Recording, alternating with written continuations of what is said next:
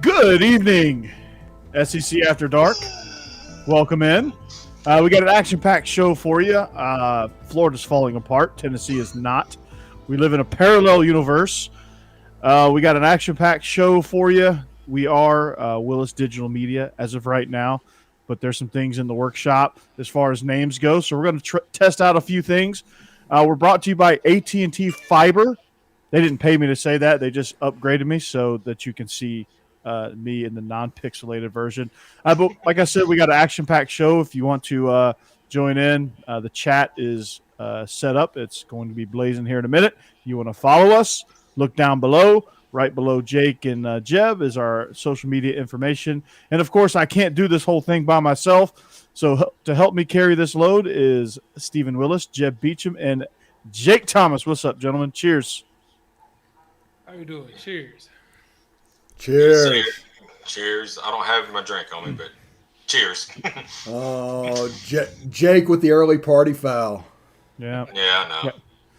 Hey, who had Kentucky being the only team to lose their first SEC basketball game? Who had that? Not me. After we lent them Severe Wheeler, I definitely didn't have that. Severe, come on back. So, well, like I said, our social media information is down below. What a week of college football last week. Purdue. I know this is not Big Ten After Dark, but Purdue, holy cow. They keep doing it. There was a particular play in that game that I want to talk about real quick before we jump into the actual SEC. There was a play where they did a reverse flea flicker running back screen where they had 5 blockers outside the numbers for 2 defenders. It was a thing of beauty. If you follow Dan Casey on Twitter, he has it actually isolated. Go check that out. It's ridiculous. So, hats off to Purdue. Jeez. Speaking of G's, what about Florida? What is going on with the Gators? Let's bring these in. There's some rumors on Twitter that boosters in and around Gainesville for the University of Florida all of a sudden have a severe interest in Jeff Brom at Purdue. It's all circular. Bring it all back home. And this sounds like a Spurrier choice. It does. Yeah. And it would be a good choice, I think. Bad choice for you and I, Jeb. But it'd be a good choice for the University of Florida. They'll finally get somebody that's not a weirdo and that can recruit, that likes to recruit during the season, and doesn't kiss his players or has his wife make out with his players. Or show up at the press conferences as Darth Vader. Yeah, that too. Or, just anything goofy that you need, he's going to do it. Jeff Brom is not that guy. So, but yeah, Florida. I haven't seen Florida look that inept in quite some time. Maybe ever.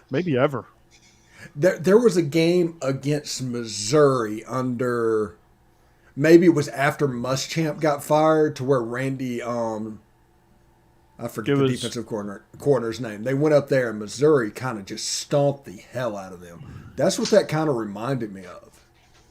Yeah, you're exactly right. But it was. I mean, you look at that game and all of a sudden it's 30-10, and I'm like, what in the hell? Yeah. Is that the game where they had 2 of their own guys blocking each other? That Missouri game? No, that was Georgia Southern. That was down in Florida. This was in Columbia, actually. Okay. The other Columbia. Maybe they just don't do well in Columbias. Maybe not. Maybe not. So the next year's game in Bogota should be fun. But there's a funny meme going around where Josh Van is so wide open. They made a video of like the things that he could have done in the end zone before the ball got there, before any Florida defender got to him. South Carolina football official Twitter account put it out. It is absolutely hilarious. Go watch it. I can't. If I summarize it, I'm not going to do it justice. But yeah, just go check it out. It's awesome. Hey, South Carolina has a chance to get bowl eligible this week, and they have an absolute free shot to take down Clemson this year. It's in Columbia. They have a chance to win 7, and if before the season you told me they were going to win 7, I would have went and had you tested for craziness. Yeah, you just don't know what you're talking about. Yeah, you remember I said that they could potentially win 7 games. Oh, listen to Jake. Listen. No, Okay, come on, you man. can go back on the chat of this show and see where I said that. Pull it up. I'll find He probably did say it. Cassidy, he probably is that true? screenshot it. Wait, I'm sorry. Is this one of the teams that pulled their like someone on their coaching staff to be their quarterback? Yes, Yes. it is. Mm-hmm. Nobody Yes. predicted they were going to win 7 games. You couldn't have. There's no way. Zeb's I wouldn't dead, say baby. 5. Yeah, Zeb's Zeb is dead. gone. Zayab's dead. Yeah, you look at their roster, you look at their schedule, you're like, well, maybe, but not really. These guys are going to get the Birmingham Bowl or the Duke's Mayo Bowl or the Music City Bowl and take 45,000 people to this game because they weren't expecting to go to a bowl game, and they're just they're going to drink whatever town they're in dry. Yeah, they're fan. Yeah, if they come to Nashville, it's on because they travel well regardless. Because I mean, they always had good showings in Tampa when they'd go play Michigan in the gate, whatever that bowl was. Outback. There you go. Had a brain fart there. So, but yeah, I mean, they played really well. They looked extremely motivated. They were in it. This is the best I've seen them look. It's the best I've seen South Carolina look in 2 years. It was just everything just clicked for them. Everything just came together, and you mix that with a Florida team that's just so unmotivated. So they finally got rid of Todd Grantham, which I'm glad they didn't do 2 weeks ago. Overdue. Yeah, very long overdue. My guy Anthony Richardson hurt himself dancing before the game. Yes. So which TikTok dance do you think he was doing? Dude, And Jake, why were you doing it with him? You know I'm too old for that, Corey. I wasn't. I'm too old for that. I teach high school, so I have to hear about all this stuff. My kids are begging me to do a TikTok dance with them, and I just keep telling them no. So and that's what I guess motivates them more to ask me. But I assume that the coach there, man, wow, now I'm blanking on his name. Dan Mullen. I assume that he fired Todd Grantham to basically try and save his job. But the way you're talking, you don't think it's going to work? no, No, he's done. No. He's done. I agree. Yeah, and then there's this picture that surfaced online of him basically at like a Sbarro eating lunch with the school president. And it's like, what is going on? Just a weird place. Gainesville's just a weird place. Had weird comments in the media lately. I know he's been acting strange, so Yeah. I don't know what's going on there. He's done. If they don't fire him, he's going to leave anyway. So Where's he going to go? Who would have him? He's going to try like hell to get the Penn State job. He's going to try with everything he has. Because James Franklin, he's going to SC. I think that's pretty far down the road at this point. It might not happen, but I think it should happen. That seems like a good place for James Franklin. Yeah. But in that case, Dan Mullen is going to absolutely full court press to try and get the job in State College, PA. And I don't think he's going to get it, and he's just going to end up in the Saban retirement factory over there. Him and Ed Orgeron talking football, and I'd love to hear that conversation. Yeah, if you could understand it. Yeah. Ed Orgeron just rips his shirt off, chugs a Red Bull, and beats his chest and grunts a little bit. And Dan Mullen's going through his Darth Vader mask. That's what that was supposed to be, by the way. So, by the way, Coach O is in total scorched earth mode right now. Yes. And he's going to pull the red shirt off of backup quarterback for the rest of this little interim season. Yeah. Really? Yeah, Nussmeier is going to get his red shirt pulled, and it was something that the family agreed to. But I guarantee you they were sold on that. But it's going to cost him a year of eligibility just for him to play, 10 snaps against Arkansas. Yeah, it's going to be ridiculous. And they're going to get blown out. And it's going to be an Arkansas win by multiple touchdowns, and then upset alert in Tiger Stadium for Louisiana Monroe. That's a game they're not going to get up for, and the Warhawks, I think, might take care of business against them. They're not too bad, the Warhawks ain't. No, they're pretty good. They're pretty sporty. I mean, they got the hell beat out of them by Coastal, but who hasn't? So, yeah, I mean, when you look at Florida, taking this thing back all around. Circular, yeah. When you look at Florida, Todd Grantham leaves. John Hevesy is another casualty, which makes me scratch my head because his position was the only one that was actually playing well. Yeah, the offensive line. They actually, they were tops in the country in rushing and yards per carry and things like that. And so you fired John Hevesy? That doesn't make any sense. But I guess you had to fire somebody. I don't know. It's weird down there. But one guy leaves, Todd Grantham, and Christian Robinson, who's a grinder. He's been grinding through GA opportunities, and he went up to Michigan. So he's been in the weirdo coaching factory between Harbaugh and Mullen. But he's going to be calling defensive plays. I know, right? He's going to be calling defensive plays for the Gators for the rest of the season. So he's going to get a chance to audition for some DC jobs, which he's a former Georgia linebacker. So I'm excited for that.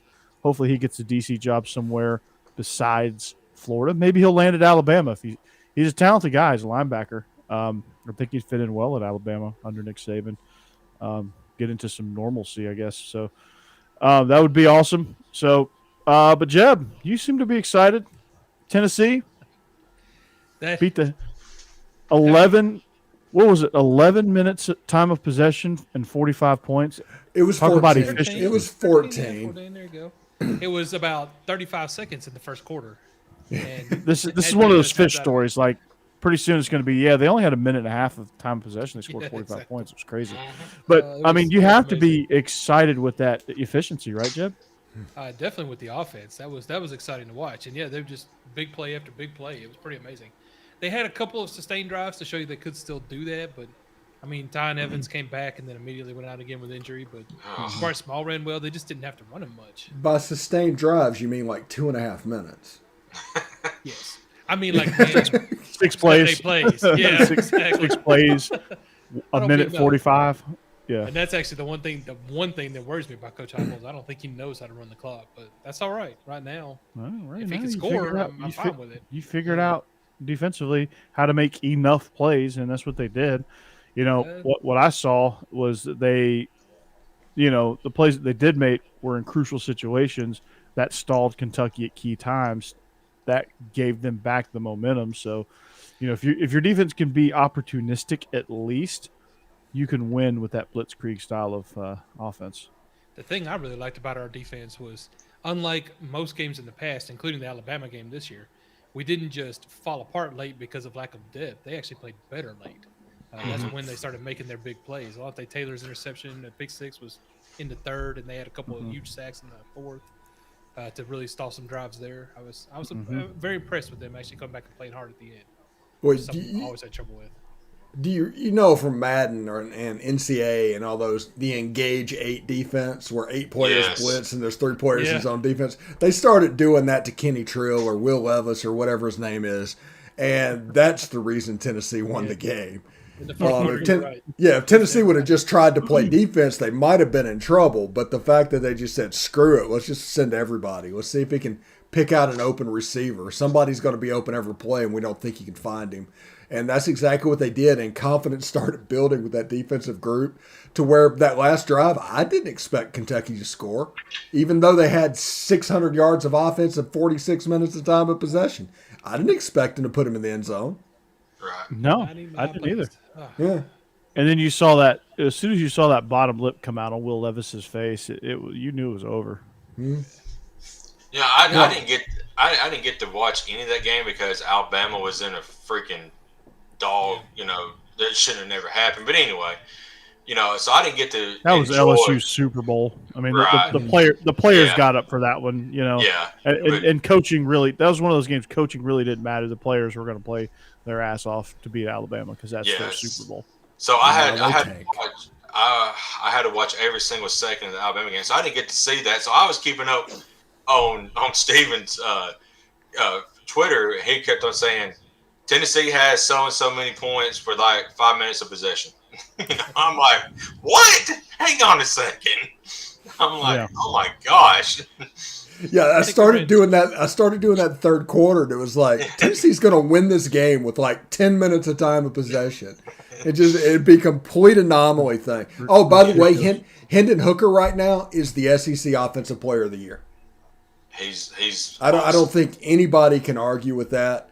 He's just playing very, very well at this point. If N'Kobe Dean scores any more touchdowns, he might be SEC Offensive Player of the Year. Dude, talking about N'Kobe Dean, I mean, I think it was a Florida game. I got to watch pretty much all that game, and if I remember correctly, they ran a running back out wide. I mean, past the wide receiver, he lined up on him and intercepted for pick six. I mean, he threw for a linebacker, that dude's got speed. For a Mike linebacker. Yeah, I mean, he's a Mike linebacker. Who's the guy at Chicago that played linebacker for you guys and Roquan. the last time? Roquan. Yeah, He's another Roquan. That's what he is. I thought Roquan was as good like. as he was good. Yeah, and then you get N'Kobe that can do the same thing, and he might be a little bit of a Mike linebacker with Will linebacker's speed. That was his biggest comparison coming out of high school. Actually, that was his comp. So it makes sense. Okay. But yeah, he showed the world that even against a Mike linebacker, you cannot throw a hitch late to the numbers, or that thing's going to get picked and housed, and it did. So this weekend's scary though.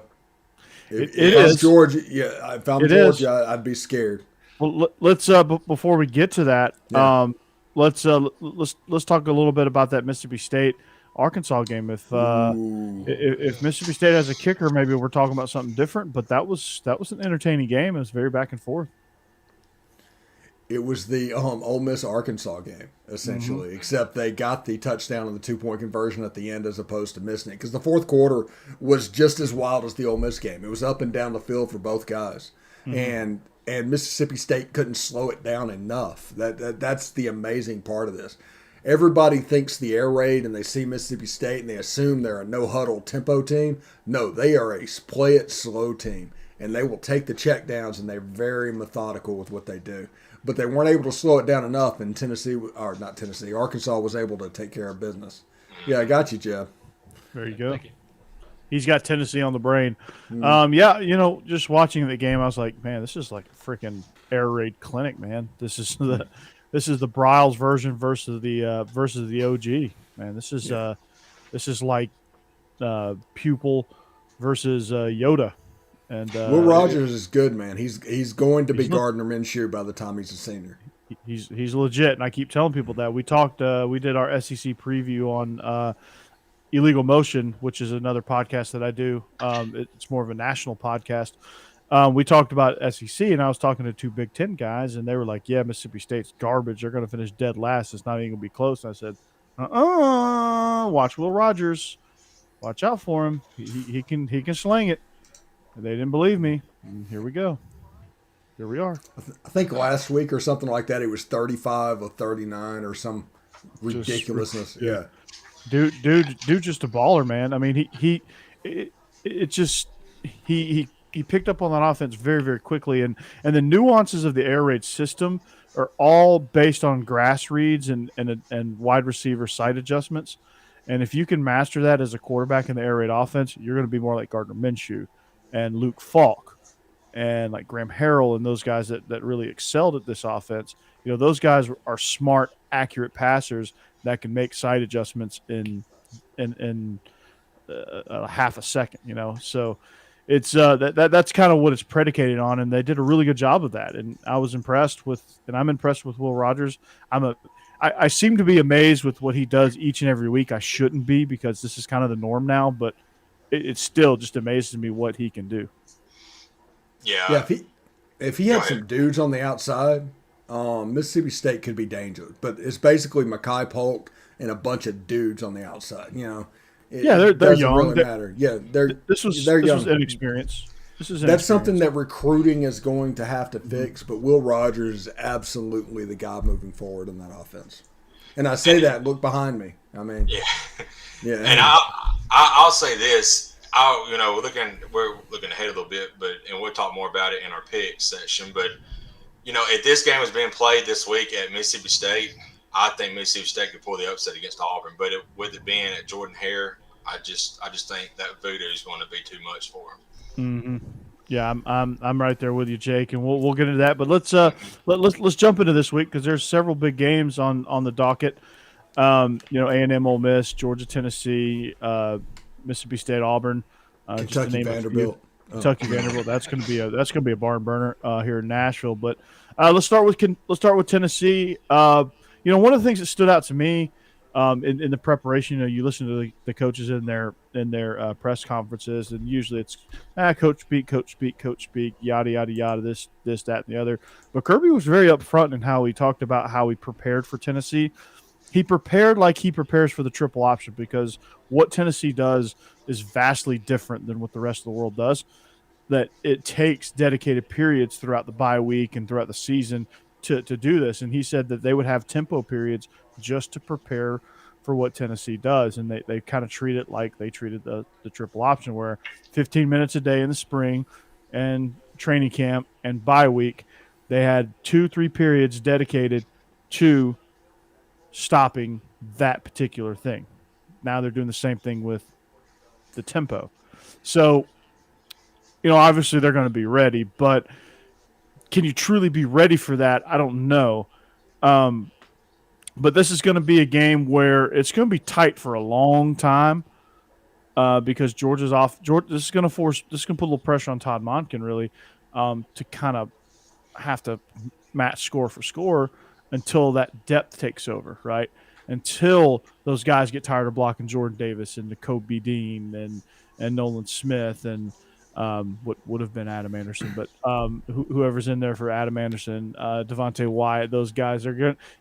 Those guys are going to eventually get tired of blocking those guys, and depth's going to take over. And to me, Georgia's got to be in the game when that happens so that they can take over and win it. If they're not, if they let Tennessee kind of get a lot of momentum, that's going to be tough to stop. Yeah, when it comes to Tennessee, I think that they need to run a series, same as Ole Miss. They need to run a bunch of jet sweeps. They need to run outside zones. They need to run some bubbles. They need to do whatever they can to make Georgia's defensive line pursue. Basically, it just becomes a game of pursuit drill. And Tennessee probably doesn't need to try and score every play, because they need to wear that defensive line out a little bit, or to look more like Alabama did, to where the worst thing Tennessee could be in was 2nd and 2, because they just couldn't handle the defensive line of Alabama. Well, Georgia's got to do better tackling in space too. I mean, this was probably the Missouri game was probably their worst tackling game, and a lot of it's probably because it's Missouri and they're not really focused. It was a noon game. They kind of got off to a slow start, but what Tennessee forces you to do also is tackle in space and create mismatches in space with what they do in the screen game. And if Georgia's DBs and edge guys can stop those jet sweeps and force those jet sweeps to kind of slow down a little bit, then they'll be okay. And if they can tackle in space, they preserve the defensive line. So one of the things that Alabama didn't do well early was they didn't tackle in space, so they had to commit more guys downhill, which left guys open over the top.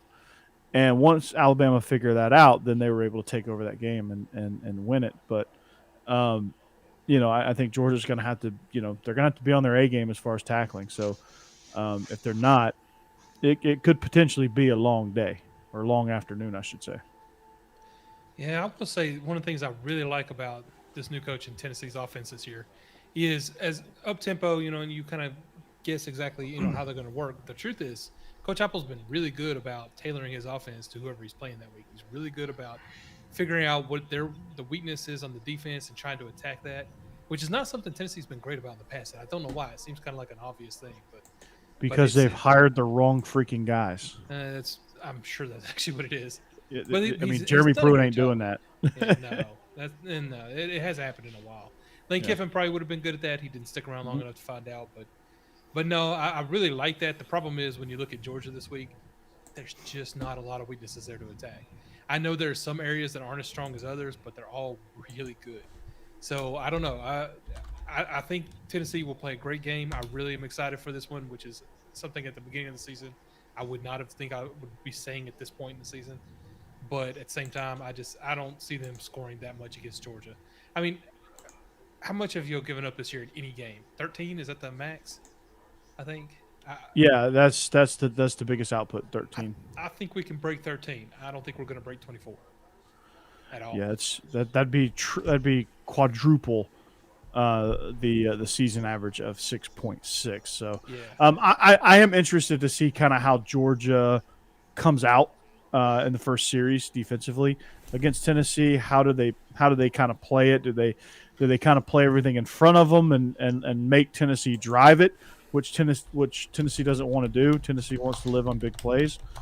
Can Tennessee be patient enough to take quick game and march down the field? I don't know. I don't know if they can be. I don't know if they have the depth to be. One thing is, Tennessee doesn't want to wear themselves out trying to get these 10, 12, 13 play drives. They're not built for that. They're built to strike you quick, get momentum, and get some confidence, which they have a lot of. They have plenty of. So I'm interested to kind of see that. I'm interested to see Georgia's offense. Can they continue to roll and control the ball? I mean, if there's ever a ground and pound, if this is ever a Kirby game, this is the Kirby game. Control the clock, control the rock, and drive the ball down the field and not stall out. So this is going to be a game where I think JT Daniels is going to be vital to the game plan. He's got to factor in because, I just don't think you can run Stetson around all the time, and I just don't think he's still enough of a threat vertically. And he hit one last week, but I still just don't think, especially on the road, that he's enough of a vertical threat to push the ball down the field that Tennessee's really going to be worried about. If JT's in there, they're going to be worried about him hitting some deep balls. So I'm interested to see what they do with that and how they factor in JT Daniels, if they factor in JT Daniels. Corey, I don't think you're going to have to worry about, I think I got it figured out. Kirby's not going to play JT Daniels until the second half of the SEC championship game. Because Alabama is used to putting in a second-string quarterback in the second half and beating him. So I think that's what he's doing. He's just waiting to beat Saban in his own game, right? Yeah. Right. I love it. But Alabama's got to get there first. We're going out on 7 YouTube channels tonight. Awesome. I just noticed that. Yeah, 7 YouTube channels, including mine. Believe in Dogs, so that's good. Awesome. That's pretty good, man. If you want us to go out on your YouTube channel, if you are not one of the 7 and you want to be, let us know, man. We'll definitely send you that pair link. And if you want to be part of the show, if you want your logo floating around in here somewhere, or if you want me to talk about how your product is great or your service is great, or if you want me to drink your beverage, I will do so. Just let us know. Join in. Sponsor us. We'd love to have you. But I think, Georgia, Tennessee, it's going to be interesting, and we'll talk more about it. I'll give you my final verdict in the picks. But let's take a look at, Ole Miss A&M. This is a game. College Game Day is going to be there. It's in Oxford, which is interesting. Matt Corral is a little bit more healthy. I don't know if he's a fully 100%, but to me, Steve, you've got to figure out a way to not have to run him so much. And they do have that in their offense. I know it. I've seen it. We've broke it down. If you really want to see the origins of Willis Digital Media, go check out Offense to Boot Camp on the very, very beginnings of our channel. You'll see the depths of Lane Kiffin's offense and what he brings to the table. He's got to figure out a way to not have to run Matt Corral into the ground. How are they going to do that, Steve? Well, this week is real similar to what Tennessee's game plan needs to be against Georgia. They need to run a bunch of jet sweeps. They need to run a bunch of outside zones. They need to do things to make Texas A&M's defensive line pursue. You need to get them tired and heavy duty tempo. Do this over and over again, make them tired, and you can open up what needs to be done in your offense. Matt Corral, I think, will be a little bit better than last week. He looked pretty good last week, honestly.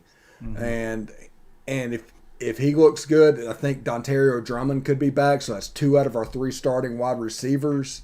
If that starts to come back and the offense starts to look the way it looked in the beginning of the year, then all of a sudden Ole Miss is kind of a different animal. And A&M's defense is really good. But this is Zach Calzada's first real road game. That's hard to believe, but they went to Missouri and played in front of a high school crowd, and they played a neutral site game against Arkansas and Arlington. And so this will be his first hostile environment. Yeah, I think he went to Colorado as well, and that was in Miles Stadium. Colorado. So, but the comments now, people are starting to jump in a little bit. Cassidy's talking about basketball. We can talk about basketball later. But Alabama did have a packed house. They got some rings, got some jewelry last night. Cassidy also says, maybe y'all got some mustard to throw. We're going back to the Georgia game for a second. Justin Riley says, do you risk disrupting the flow of the offense by taking out Stetson? Seems like UG offense has rhythm with him, even though it's not flashy. Obviously, no. Yeah, they do have rhythm. But, I mean, you could kind of tell where the points are as far as taking him out. If he's red hot, obviously, no. But I think they're seasoned enough to know at what points that it's good and it's okay to insert JT, or maybe they flip the script and start JT. I don't know. The goal is to win the national championship. Stetson Bennett can win the next few games and get to the SEC championship, and they may be able to pull out a win against Alabama. But to get to that Final Four, it's about those final 2 games. And who gives you the best chance to win? JT Daniels gives you the best chance to win.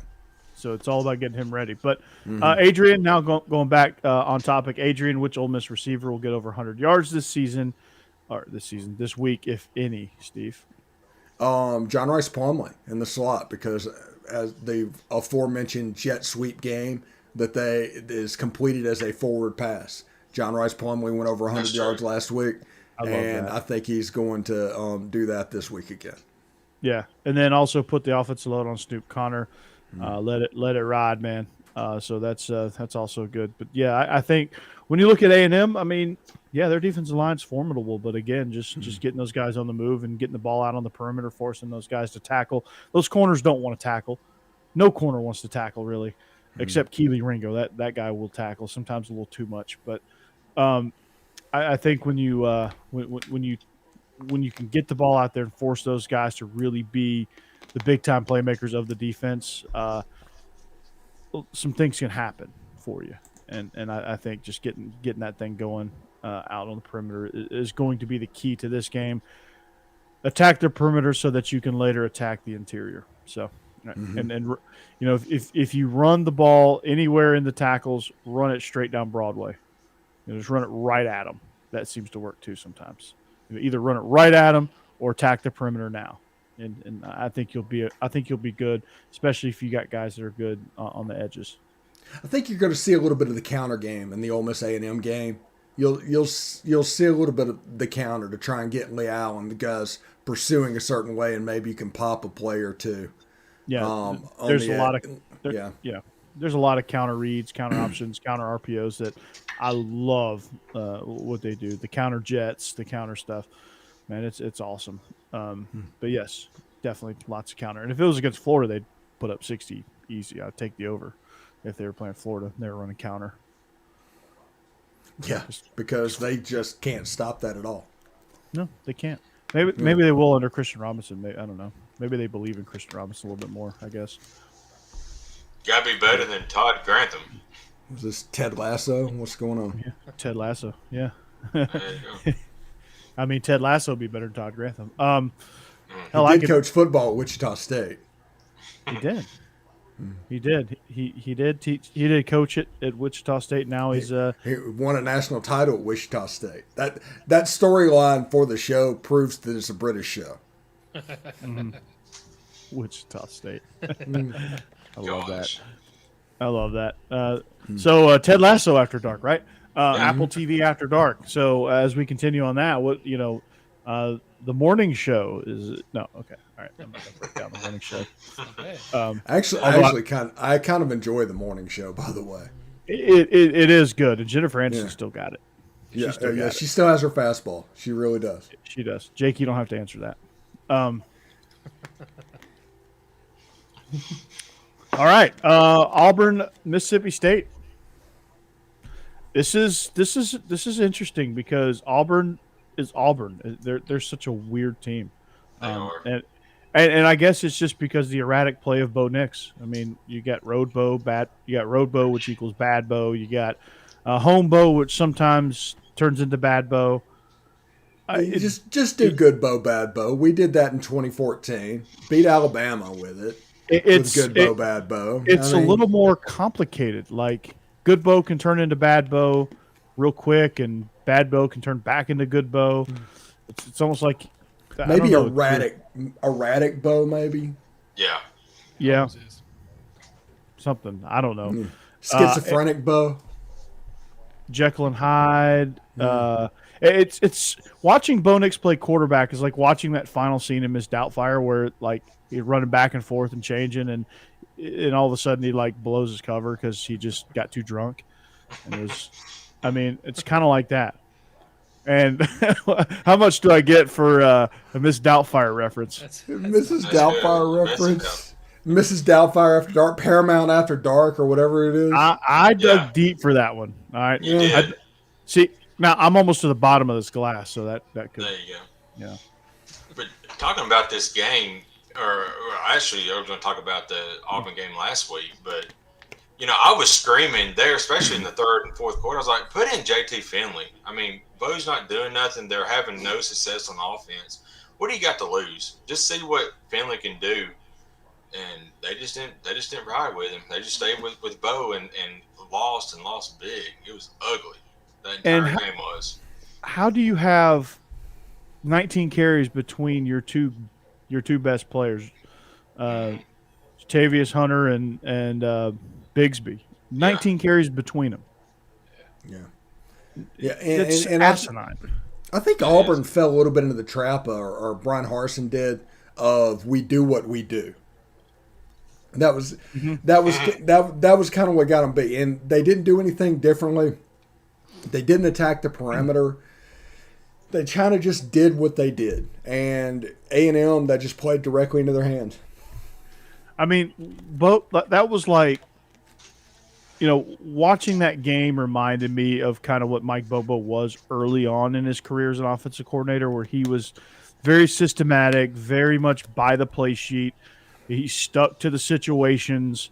When you really you lost the feel of the game because, you're looking down at your play card or your play poster, which some of these guys have, which I don't understand. I love Mike Leach. That his play sheet is this. This is small. His play sheet. Right. And we don't even know that there are any plays written on it. He might just be holding it for show. It could be notes for screw ups. It's like, okay. He's got a picture of Bigfoot on it, probably. It could be his ranking of something random for the post game comments. I don't know. It could be anything on that little play. Probably a ranking of pirate ships. And where would the Black Pearl go on his ranking of pirate ships? If we ever have him, we have to ask him that. So write that down. Yeah. But watching treasure chest.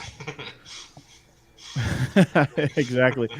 But what made Mike Bobo, going back to our original point, but what made Mike Bobo such a great play caller in the early 2010s when he had Aaron Murray was it just seemed like he was into the flow of the game. It just kind of seemed like he was going with what was working. He seemed to go with the strength of his team, not based on, okay, this is what our identity is, this is what we do in this situation, so we're going to do it because this is what the situation calls for. It's almost like overplaying analytics. And when he didn't overplay analytics and he went with his gut, which his gut is pretty good because he's played quarterback in this conference, and in his past years as offensive coordinator, he's had success with a talented quarterback.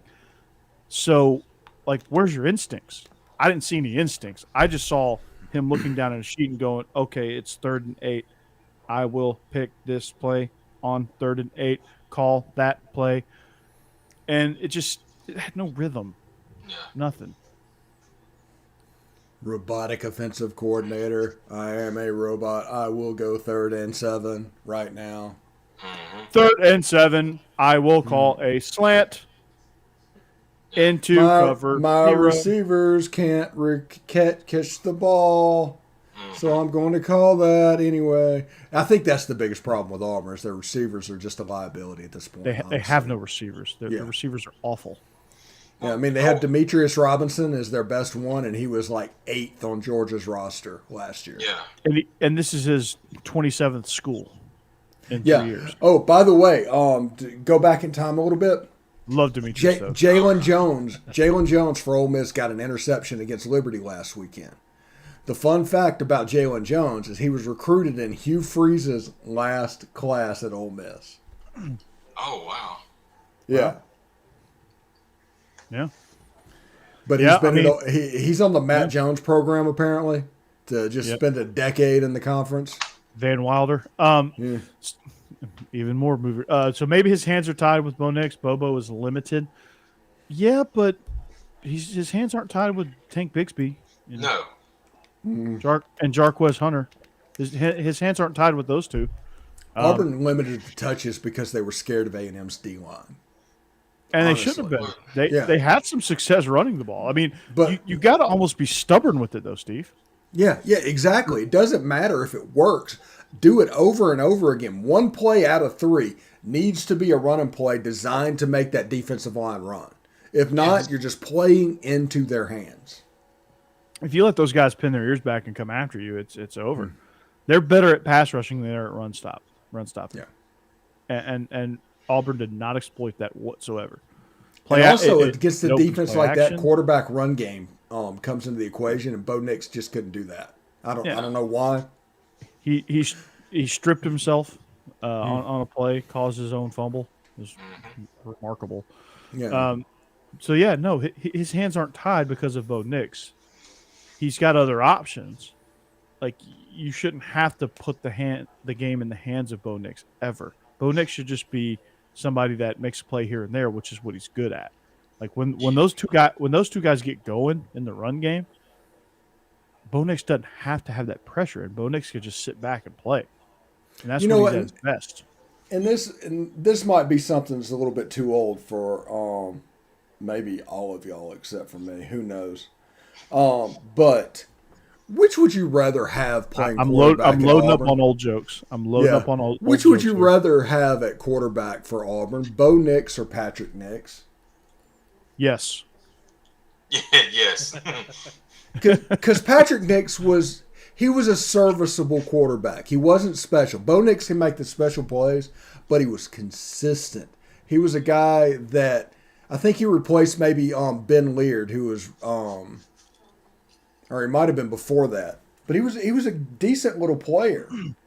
I'd rather have Patrick Nix. Bo just his brain is freaking scrambled. Yeah, I don't get it. Whatever it is with Bo Nix, as soon as there is pressure, he drops his eyes. He's no longer looking at the wide receiver. And Eric Curry's still in the mind of Patrick Nix. That's a good one. But yeah, he drops his eyes and he can't find the receivers again. Like, every now and then, he'll pick it up and see a tight end running across like against LSU, which that Auburn LSU game doesn't look like a big win anymore. No. It's really hard for Bo Nix, and who knows? Just who knows? I would rather have Patrick Nix. Yeah. And Justin Riley, the Justin Riley Network. It sounds so official. I love it. Bobo did the same thing with Hunter and Bixby as Bill O'Brien did with B. Rob and Roy Dell. Yeah. No, Bill O'Brien just Bill O'Brien. He has his own verb, so no. I see the connection, but Bill O'Brien is just he's just Bill O'Brien. Sorry, Jake. Yeah, sorry, Jake. No, you have two bad coordinators there in Alabama. It had to happen eventually. And listen, they still have a shot at the playoff. That's the amazing thing of how good of players that they actually have. Did you just go Jim Moore on us? Playoffs? Playoffs. Playoffs? But they still have a shot to get there, even though they are just the offensively with Bill O'Brien. I mean, it's just Bill O'Brien. It's just his own land that they're living in. They just, like I said, I'm sorry, Jack. No, Bama's I want to say one thing real quick. Real quick. Without Jamison Williams, this is a 3-loss team right now for Alabama. I was fixing to say, I say it every time that we do our podcast, but I thank Ohio State every day for giving us Jamison Williams. I mean, that I don't know. He's just a playmaker. That dude is special, man. I love watching him play. Mm-hmm. He is a special dude. But yeah, I mean, Alabama right now is just flying high on superior talent and Nick Saban. Like it's only being held together because of Nick Saban. And Ohio State is Purdue's next victim. Yep, Purdue's got him in their crosshairs, and I'm all for it. Purdue's up in the rankings now. Yeah, but maybe they should unrank Purdue because Ohio State needs to. Yeah. Go ahead, Jim. No. I wasn't saying anything about that. I do agree that, I mean, for Alabama, you change your coordinators every year. I mean, it's just what it is. They all go on to different jobs, getting head coaching jobs in different places. It can't be a winner every year. So, no. But as long as you've got Nick Saban and as long as you've got every 5-star you want, I don't think they've got too many problems. We might get Sarkisian back after his fiasco the first year. Did you see where this is kind of big SEC After Dark? Did you see where their D-line coach just dog cussed the entire team on the bus? Bo Davis. Bo Davis is the man, and he's probably a hero to Texas Longhorn fans right now. What's going on? Yeah, I mean, and also, how much of a snitch is the guy that recorded that audio and put it out? Yes. Oh my God. What a penny waste. They need to find that guy and get him off the team because he is actually holding Texas back.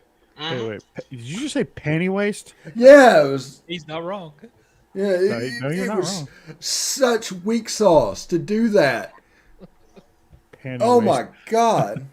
I love that. Part of me thinks Bo Davis wanted that to be recorded. I don't think he's upset about that. I think he wanted that to get out. I agree, Justin. Hey. Yeah. Please bring Bo Davis back. Yes, they need something. Yeah, Alabama hiring Ole Miss's defensive line coach off of Wesley McGriff's staff. Yeah, that was going to be a good play, man. Yep. Yeah, I was as I was scrolling through the Bo Davis situation, Quan Cosby on Believing Horns Up or the Horns Up podcast or whatever that is. He said that the only thing he was disappointed at is that it was Bo Davis and not a player that was doing that. Yeah. Because if it's not a player, it's a problem. If it's a player, you have a little bit of hope. Yeah. Now your player was recording it and putting it out on the web, so. Yeah. Player was probably a kicker or a long snapper. Big 12 After Dark, real quick. If I'm an opponent that is coming up playing Texas, I'm going to tell my guys to let Texas get up 35 and just come back in the second half. Yeah. Because they cannot close the game out and save their lives. Definitely tell them not to worry about it if you get behind. So it's okay. And since we're doing Big 12 After Dark, Iowa State playing Oklahoma this weekend. Oklahoma could remember the good old days where they were ranked 9th in the playoff rankings because they might be about to free fall. Yes. Free falling. Now we're singing After Tom Dark. Petty After Dark. Yeah. Where I love this show. Yes. So speaking of picks, let's get into it. Picks. All right. Picks. We got some good ones on the docket this week. So I'm excited. Alabama has another conference game this week. New Mexico State comes in. This is the most ridiculous ridiculous spread I have ever seen in my life. And I'm just so used to typing Bama in there. I'm gonna go first. New Mexico State, because just with Bill O'Brien, I think Alabama's just going to struggle to score 52 points in general. So I'm going to take New Mexico State to cover that because all they got to do is kick a field goal and they probably cover it. So I'm going to take whatever New Mexico State is. Steve. Yeah, same thing. Too many points, essentially. 51.5 points. That's ridiculous. Yeah, New Mexico State, I think, is going to kick a field goal, like you said. Alabama's going to win 40-3. Nick Saban's going to get to yell at his team and get them ready for Auburn. But it's going to be one of those type games. But this is a weird Alabama team. This is a weird team. Jib? Yeah, well, I've learned in these picks not to pick against Alabama. I'm wrong every time. But, I don't know, this is a ridiculous spread. New Mexico State's not very good, though. Alabama certainly could score 60 on them. I don't think they would be that difficult for them to do. I know they've got much more difficult games coming up. Maybe they're looking ahead, or maybe they use this week to really just pound on somebody before they go into these tough games. Work some things out, give everybody some playing time, score as many points as they can. I'm going to say Alabama goes ahead and scores 60 this week. Jake? I wish I could be as confident as you, Jeb, and I'm wearing the Alabama hat. But, I mean, that 20 points against that LSU team, I'm sorry.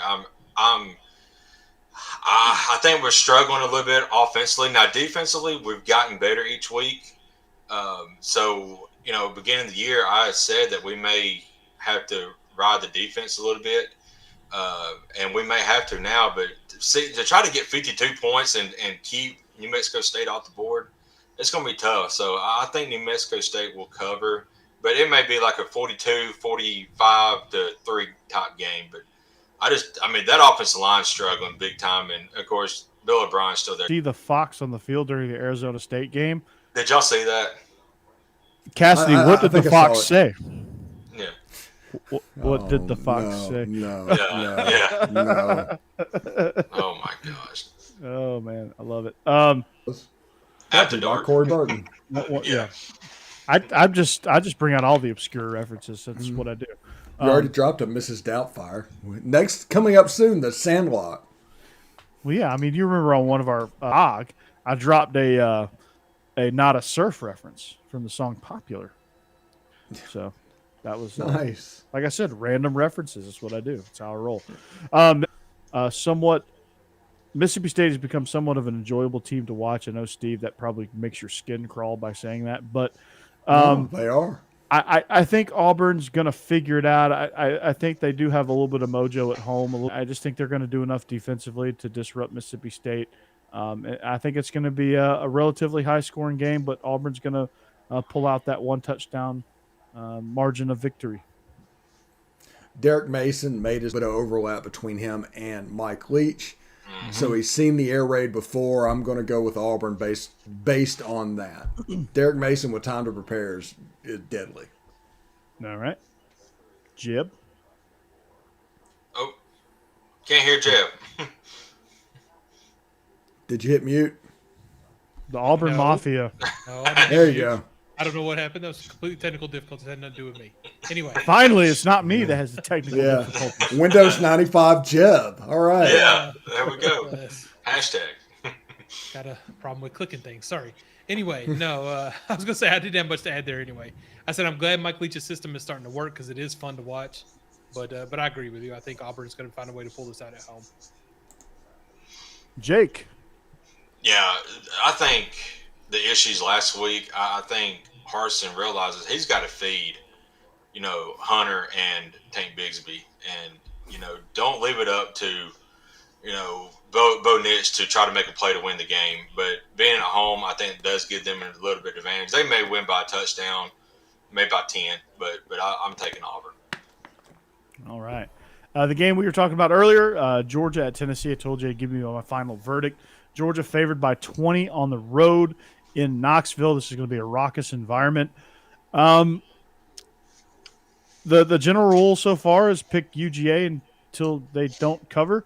So I'm gonna take UGA. This is probably the scariest pick that I've made for the dogs, but I do think they eventually. I do think they eventually break this thing open in the second half to cover the spread. Yeah. Tennessee has everything that gives a Kirby Smart defense trouble. They can do all of those things, including the quarterback run game. That being said, I'm taking Georgia in the points. I don't think Tennessee is going to score enough to win this for sure. But I don't know, with the spread being 20 and Tennessee actually playing as well as they are right now, I think they're kind of feeling it. They're going to come in and play well. The worry is that Georgia will just pull away in the end like Alabama did once Tennessee gets tired. But like I said, they proved last week that they could at least keep playing like they want to. They play hard, and I love that. So I'm going to say that they cover that spread and take Tennessee on the points with this one. Yeah, I agree, Jeb. Like you said, the fourth quarter of the Alabama game, they kind of got away from them. But last week, they bunked, they hunkered down and played really well in the fourth quarter. I think they're going to be up and ready for this game, especially being at Neyland. And, Georgia's got two things to worry about. I mean, that Tennessee offense is clicking, and the coaching staff and the players got to worry about getting hit with a mustard bottle during the game and a golf ball. So, I mean, there's two things they got to worry about. Yeah. So, I think Georgia may win by 18, 17, 18. I think Tennessee can keep it close to cover the spread. All righty then. South Carolina at Missouri. It is a pick 'em, which is going to lead me to pick the red hot South Carolina Gamecocks. I think they're playing really, really well. They're just they play hard. They're not very talented, but they play hard, and they got a couple of pieces that gives them a chance. And I think Missouri, I'll admit, I completely whiffed on Missouri. Missouri is downright pitiful right now. And honestly, I think South Carolina will win, and they have a chance to win big on this one. Their defense is playing really, really well right now, so I'm going to take the Gamecocks. Yeah, there's about 4 different ways that South Carolina can win this game. There's only one way I think that Missouri can win this game, and that would be a shootout where Bazelak comes back and Beatty goes off and all of that happens. Yeah, Bazelak is available. Yeah, if he's available. But everybody's so close to the vest with injuries right now. Who really knows about that? But South Carolina, I think, is going to run the ball. I do think this is a game that South Carolina can win possibly by a couple of touchdowns. That run defense is so bad, and we'll just have to see what happens. Now, understand that Jason Brown is a third-string transfer quarterback from St. Francis. Don't forget that. So, well, it's better than what they had was an assistant coach. So yeah, but Zab's when it comes to Missouri, I mean, if something goes wrong, that's probably what has gone wrong. Yeah, I mean that's true. It's a very, very volatile situation there at the quarterback position, but then again, that defense is playing really, really well. So there's that. Jib. Yeah, I agree. I mean, I see why this is a pick 'em because it can honestly go either way. I really like Missouri's run game, and I really, really hate their defense. So South Carolina has been extremely bad. They barely beat Vanderbilt. They barely beat Troy. They did find something last week, which was fun to watch. I thoroughly enjoyed flipping to that game just to calm myself down from the Tennessee-Kentucky game for a little while. I flipped it to Kentucky, to South Carolina, Florida, laugh for a little while, flip back to Tennessee game, have a heart attack, flip back to Florida, laugh. It was a good time. But I don't know. With this one, I don't know which way it's going to go. I think I'm picking South Carolina just because I think their offense has gotten it together a little bit, and Missouri's defense is so bad. I'm actually going Missouri. They had some success running the ball last week against the stout Georgia defense. And I was trying, like we said, we don't know the status of Bazelak. They're not saying anything about his status. I mean, you can't find anything on the interweb about it. But I know Missouri has struggled running the ball. So if South Carolina wants to win this game, they're going to have to run it and run it well. But Beatty, he's a monster, and I think he's going to go off. And if Bazelak's available, he's just going to play just good enough that to lead him to victory. All right, we got I already made my mistake of believing in Missouri. Not gonna happen. Not gonna that. Kentucky traveling to the Music City to take on Vanderbilt, 21-point favorites. To me, this is a get well game for Kentucky. I think this is a get back on track game for them. They are on a hellacious skid right now. Will Levis is probably his confidence is an all time low. There's a lot of good things I thought they did against Tennessee. Um, but just those few moments of complete disaster cost them the game. I think that you're not going to see that. I think they blow out Vanderbilt. I'm taking the Wildcats.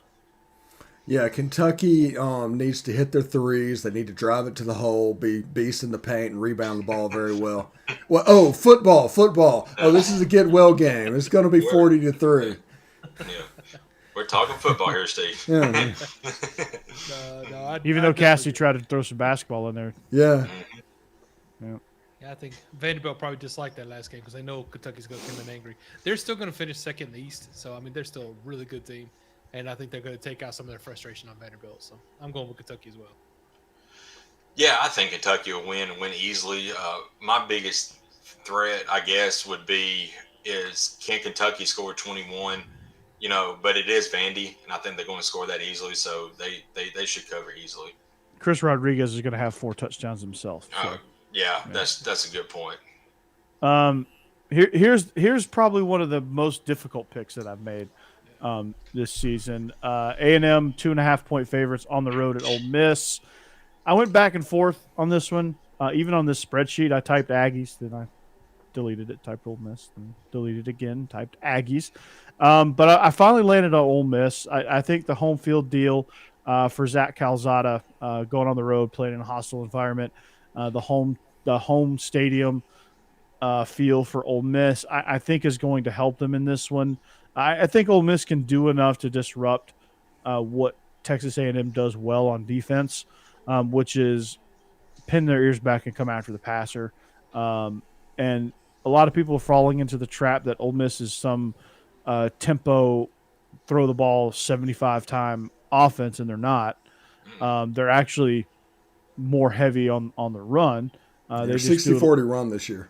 And they just do it a little differently. And I think that they're going to find ways to get it done without Matt Corral heavily involved. If they can keep him upright, I think they win this game. If they can keep him upright, if they can get the ball out of his hands quick, feature Snoop, feature John Rice Plumlee, get those guys involved, get Dontario Drummond, get him in the mix a little bit. He's healthy, right?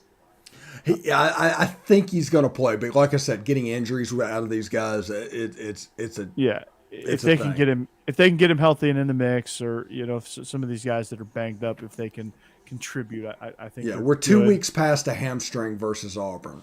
I mean, yeah. And defensively for Ole Miss, just hit Calzada, just knock him down, pressure him, get in his face, disrupt his timing. That's what he does best. You can let Isaiah Spiller do his thing a little bit, but if you can turn him one-dimensional, that's going to favor Ole Miss. I think they do all of those things, and I do think they win. And I do think they win this game, they're going to have to win to cover. So there you go. Yeah, the things I keep coming back to, the 2 keys to the game. The first off, they need to run the Jets in the outside zone and make the defensive line for Texas A&M run, because that's going to pay dividends in the second half. And the other thing is get to third down. To where it's like third and long, third and medium, because Ole Miss actually leads the nation in sacks. That's actually just a weird stat, to where if they can get out and actually rush the passer, Calzada's a little bit of a statue back there. So this is definitely one of those games where earn the right to rush the passer. So I'm taking Ole Miss in this one. I don't know how that feels. Tennessee's been leading the nation in tackles for a loss for a good hunk of the season, so it's very strange. But no, I went back and forth on this just like you did, Corey. I really didn't know who to pick here.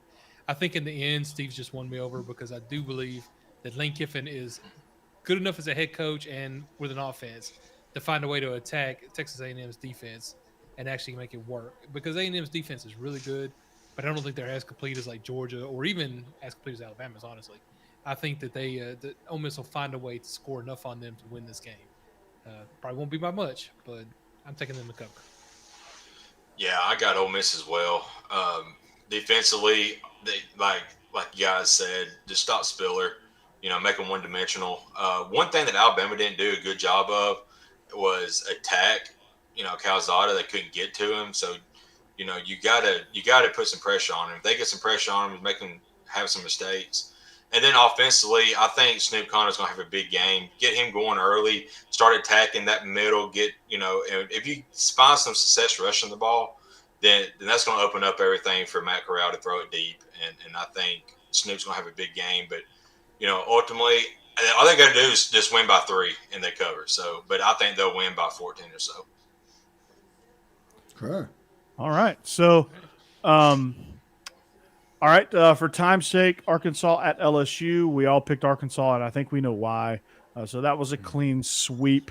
The game I really want to talk about, NC State at Wake, as we go outside the conference. This game's going to be fun because Wake Forest is one of my favorite teams to watch outside of the SEC. They're electric. They have a great receiving duo. Sam Hartman's having a tremendous year. Wake Forest is one of the biggest stories, one of the best stories in college football because of what their preseason expectation was versus what they're actually doing with that expectation, meaning blowing it out of the water.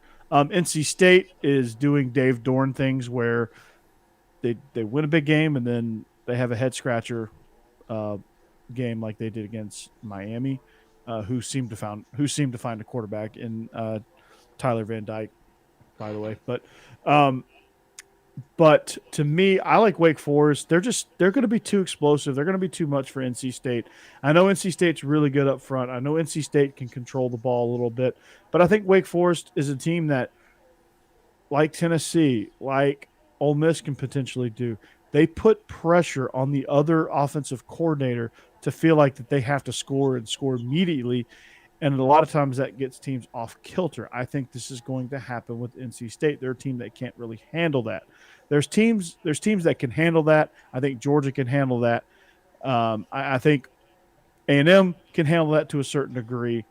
But NC State is not a team that strikes me as a team that can handle that, which is why I think Wake Forest wins this. And it's a 1.5 point spread, so it's basically a pick 'em. So all Wake Forest has to do is win, which, if you watch that game with NC State, I think a few mistakes down the stretch with Sam Hartman where he just had some off moments, but I thought in large part they outplayed North Carolina for a big chunk of that game. It's just they finished.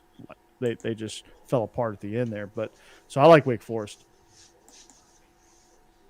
I'm right there with you. Not really. No, I'm not at all. NC State is who I'm going with in this game because I think the call offense is going to hit a little bit of a wall this week, and Dave Dorn's going to be able to, I don't know, put his defense to the test. I think their defense is pretty good, is good enough, and it can affect the Wake Forest offense with that little really ride the line down and throw the ball deep offense that they're kind of running at the moment. So any penetration should be able to blow that up.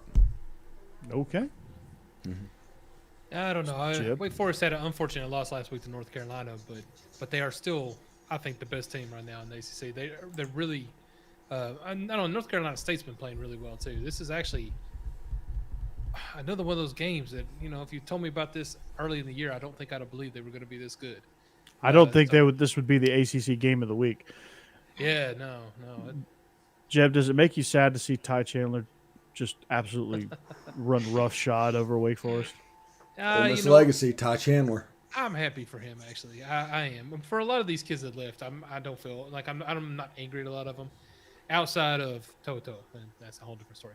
But for the rest of them, I'm glad to see him playing well. I really am. We found our running backs. I think Tennessee's happy with what they got. Injuries have kind of derailed it a little bit, but Ty Evans and Jabari Small are both really good.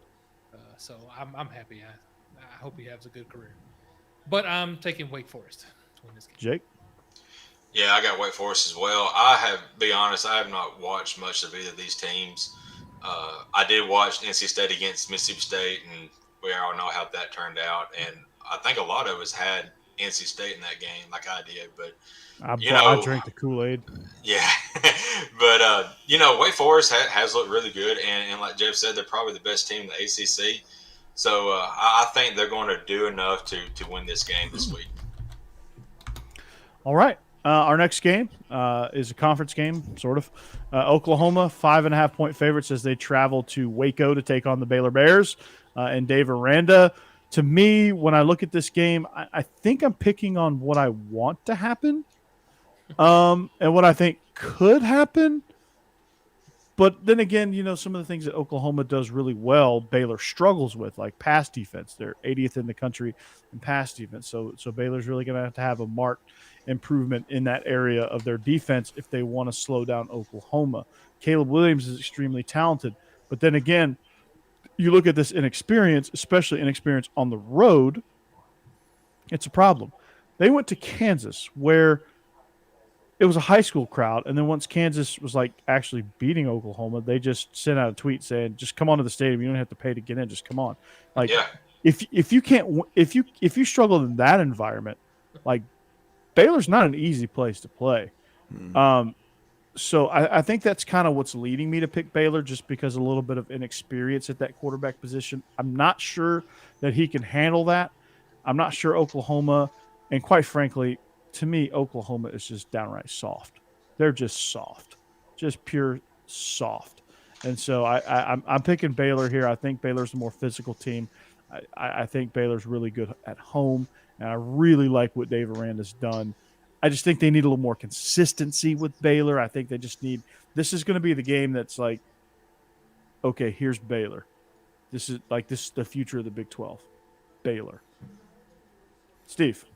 Yeah, and I'm with you. Baylor, I'm taking Baylor in this game. Oklahoma's a 5.5-point favorite. I think Baylor's going to win the game outright, honestly.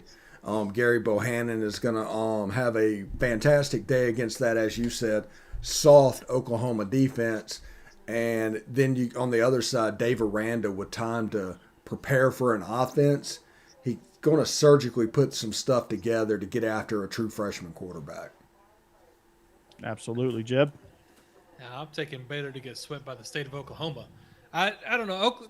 Baylor's really good, and they are. I don't know what happened last week with TCU, but TCU finally decided to take the shackles off their offense is what happened. Which probably was they finally said screw. When Gary Patterson left, they finally said screw it. Let's play offense, and that's what happened. Hey, real quick. Let's do some SWAC after dark. Real quick.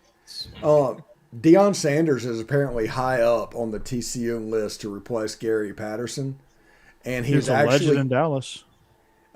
He interviewed for the job already, and he has sat out the last 3 weeks because of surgery at Jackson State. And he might have the surgery, but if he's interviewing for another job while he's out for the head coach, that's a major red flag. Yeah, it is. I don't like that. Coach Prime. I don't like it. I like what you've done up to that point, but I don't like that. That doesn't sit well with me. Yeah. If that's true. I don't know if it's true, but if that's true. I'm going off of Football Scoop, so who knows? Right. Yeah, you never know at this point. Who can you trust? Yeah. I see all your rants about sports media, so I trust none of it. Yeah. We're not journalists, by the way. So if you call us journalists, we're entertainers. That's what we do. Yeah. The point is, Justin, if he interviewed for the TCU job, that's the problem. I'm not saying he didn't have surgery, but if he's unable to coach his team, if he's interviewing for another job, that's a problem. That's a major red flag. I hate to bring up some bad memories, but I mean, if Hugh Freeze can coach in a hospital gown in a hospital bed, I think the guy can get on crutches and coach his team. I mean, that's just my personal opinion, anyway. Hey, Bobby Bowden had a stool, didn't he? Yeah. Jake would know because he actually took the picture. Yeah. That's what you didn't see. Right. Well done. That's journalism at its finest, Jake. I love it. But going back to the game we was talking about, I got Baylor as well. I mean, it took a kind of a sort of controversial call, a fourth down play for Oklahoma to beat, Kansas. Like you guys said, a high school team pretty much. And Kansas only won, 2 games in the last 10 years, it seems like.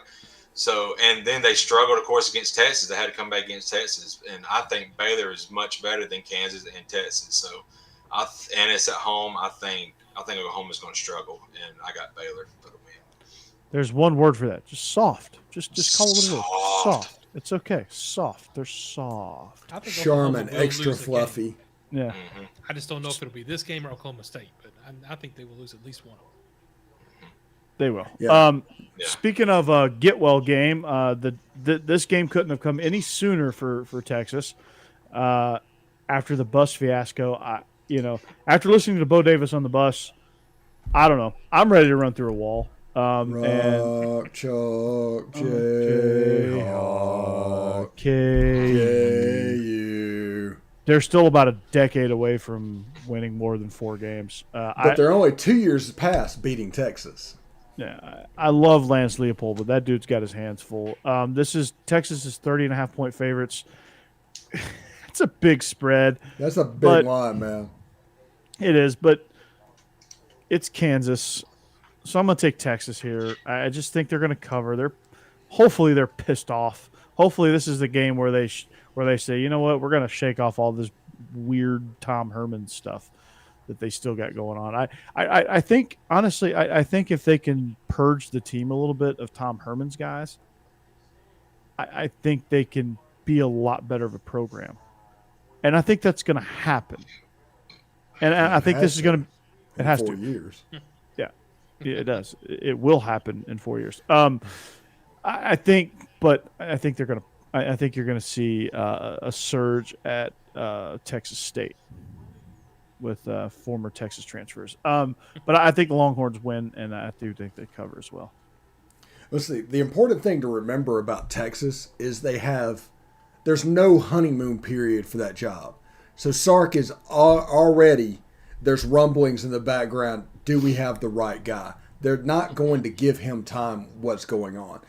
So a bad result, even against Kansas, like they lost 4 games in a row for the first time since 2010.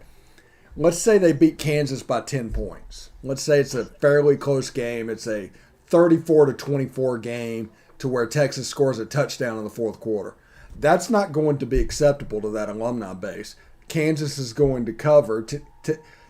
Texas is going to win, but it's just going to leave a bad taste in your mouth over and over again if you're a Texas fan. I think Kansas is going to play a game real similar to that. I don't think they have the goods to close it out, but 30 points, I mean, that's 4 touchdowns and a field goal to cover. I mean,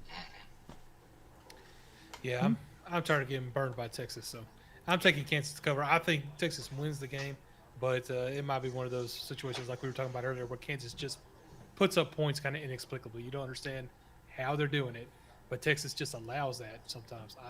You talk about soft with Oklahoma. Texas just kills me, so I'm going with Kansas to cover. Yeah. Or Jason Bean. I'm going with Kansas as well. I mean, we've been burned by Texas, and I'm just tired of it. So I'm not picking Texas against anybody.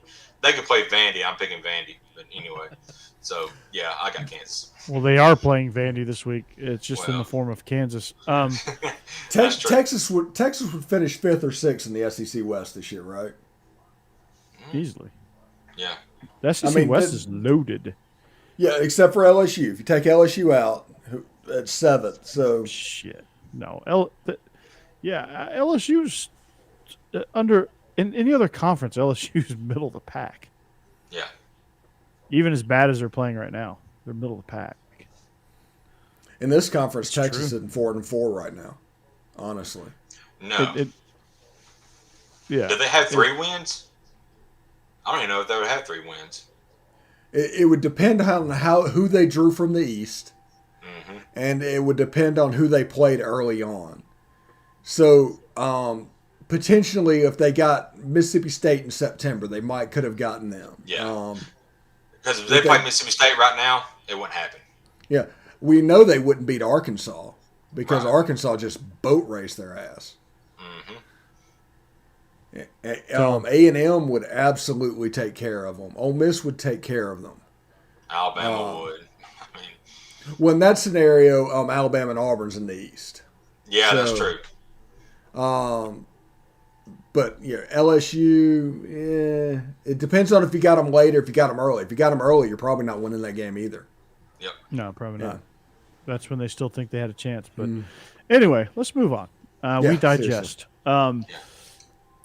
Purdue traveling to Ohio State. Ohio State is 20-point favorites at home. If I'm up, this is kind of like that Georgia-Tennessee game, except I think Purdue has the goods to possibly pull an upset here. But if they don't win, I still think they cover here.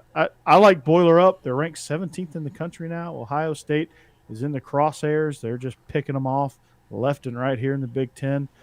Love watching Purdue play. Love watching Jeff Brom coach. Or if you're a Florida administrator and you're listening to our show, Purdue sucks. Jeff Brom is terrible. He sucks. He should be out of coaching altogether. If you're not if a Florida administrator is not listening to the show, love Purdue.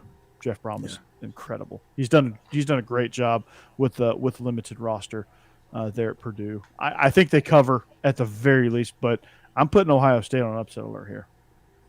Yeah, me as well. I really like Purdue in this game, and like you said, the ball coach has picked out Jeff Brom as somebody that likes to sling it around the yard, and he's been identified, and they're starting to sell the idea to the Florida people. So when Dan Mullen flames out, Jeff Brom's right there. You can just go to him and say, "Hey, Jeff, do you want $7.5 million a year and some of the greatest athletes in the country? Come on." When Dan Mullen flies the coop and thinks he can get an NFL job and doesn't. I don't think he could get a job with the Detroit Lions in the NFL right now. As bad as they are. Well, he Bama doesn't bite. offensive analyst.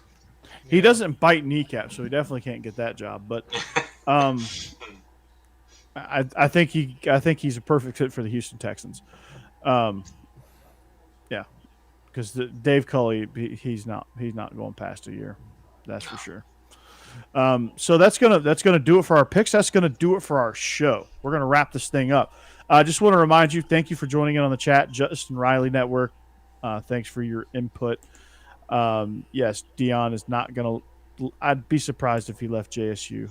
At this point, his sons are there. He's got so much invested there right now. I'd be surprised. I think he's kind of locked in on that as his kind of pet project, and I think the only one that can really legitimately pull him away is if Florida State came calling, which is possible. But I don't think they can afford to fire Mike Norvell. But again, follow us on Twitch, YouTube. Hit that like button, that bell notification. If you want your show to stream. If you want our show to stream on your network, I should say, let us know. Hit up the Palmcast, and we'll get that link out to you. Follow us on social media. Again, Jake is still a new addition to our show as a visible human and not as a name in the chat bar. So Jake is with us now. So make sure you give him a follow. Give the Tide Talk podcast. Give that a listen. It's a great show. Him and Stacy do a tremendous job there. Of course, catch Steve each and every day, every morning.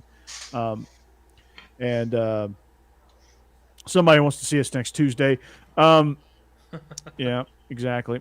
But you can catch Steve on the Palmcast every single day. You can catch me on Beast of the East whenever we get that back up and going. We are recruiting we have some personnel issues there on that. And when I say issues, it just my co-host got too busy. That's the gist of it. Catch me on Believe in Georgia Dogs with Israel. We air every Friday morning, so you can catch that. And that's right, Beast in the mother East. There you go. That's what we do, man. We're Beast. But this is SEC After Dark. We are on Willis Digital Media. We got some new names in the works for our network, so be tuned to that. If you want to advertise, let us know. I'll be glad to wear the T-shirt of your company. I'll be glad to post it on my wall back there. I'll be glad to put it in my glass. if that's what it is, or wear it on my wrist, or wear a hat, or whatever it takes.